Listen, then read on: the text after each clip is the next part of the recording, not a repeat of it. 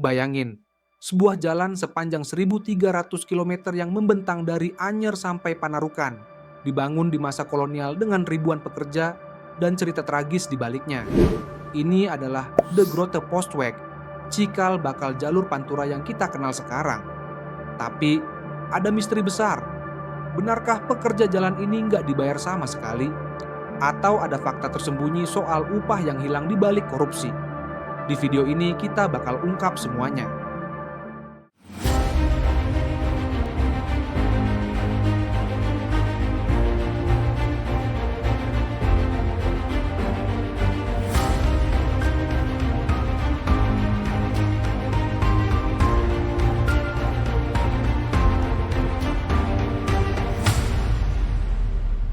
The Grote Postweg atau Jalan Raya Pos adalah jalan bersejarah sepanjang 1.316 km yang menghubungkan Anyer di Banten sampai Panarukan di Jawa Timur. Dibangun pada 1808 sampai 1811 di bawah perintah Gubernur Jenderal Hindia Belanda, Herman Willem Daendels. Jalan ini jadi cikal bakal jalur Pantura. Jalur transportasi utama di Jawa yang setiap hari dilalui 20.000 sampai 70.000 kendaraan. Kenapa jalan ini dibangun? Tujuannya militer, melindungi Jawa dari ancaman invasi Inggris saat Perang Napoleon. Daendels yang diangkat pada 1807 oleh Louis Bonaparte, adik Napoleon, dapat tugas besar, perkuat pertahanan dan benahi administrasi. Jalan ini memungkinkan pasukan dan logistik bergerak cepat dari barat ke timur. Selain itu, jalan ini juga memperlancar pengiriman surat lewat pos-pos modern dan meningkatkan ekonomi dengan mengangkut kopi, gula, dan rempah dari pedalaman ke pelabuhan untuk ekspor ke Eropa. Fakta menarik, jalan ini lebarnya 7,5 meter, cukup buat gerobak dan kuda, dengan selokan di sisi kanan kiri untuk saluran air. Setiap 1,5 km ada pal batu untuk perawatan. Dalam 3 tahun, Daendels berhasil membangun 1.000 km jalur yang menghubungkan kota-kota besar di Jawa. Proyek besar pada masanya.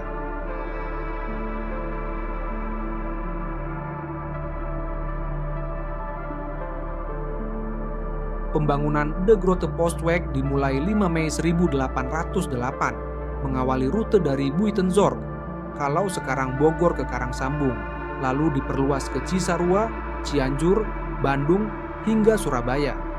Daendels memanfaatkan jalan desa yang sudah ada, tapi hujan tropis sering merusak infrastruktur saat itu.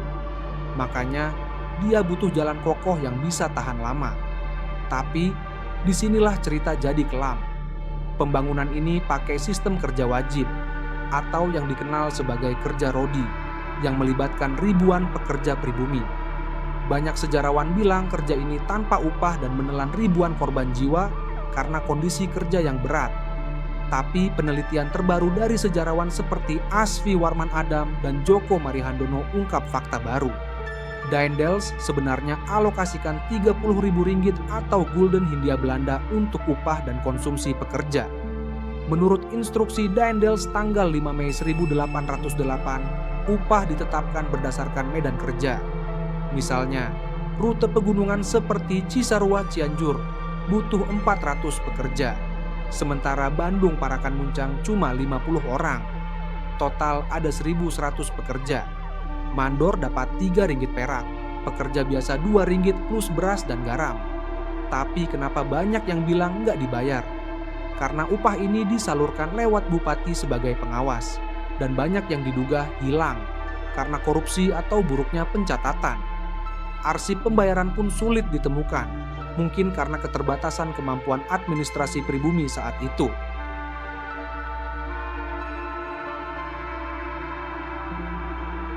Bicara soal korupsi, ini bukan hal baru di masa kolonial.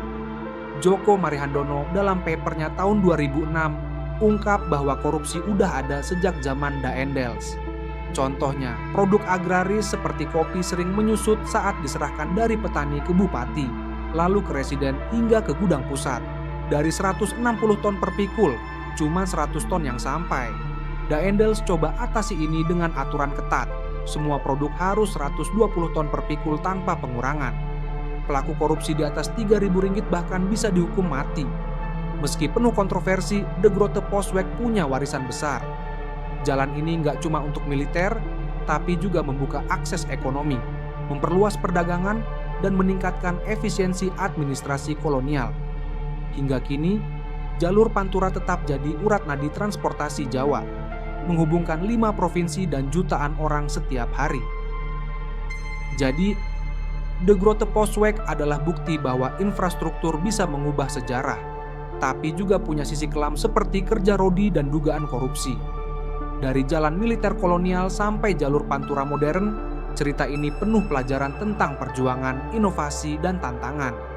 Kalian pikir apakah korupsi di masa Daendels mirip dengan yang kita lihat sekarang? Tulis di kolom komentar. Kalau kalian suka konten sejarah dan fakta kayak gini, like, share, dan subscribe biar nggak ketinggalan video berikutnya. Sampai jumpa di petualangan sejarah selanjutnya.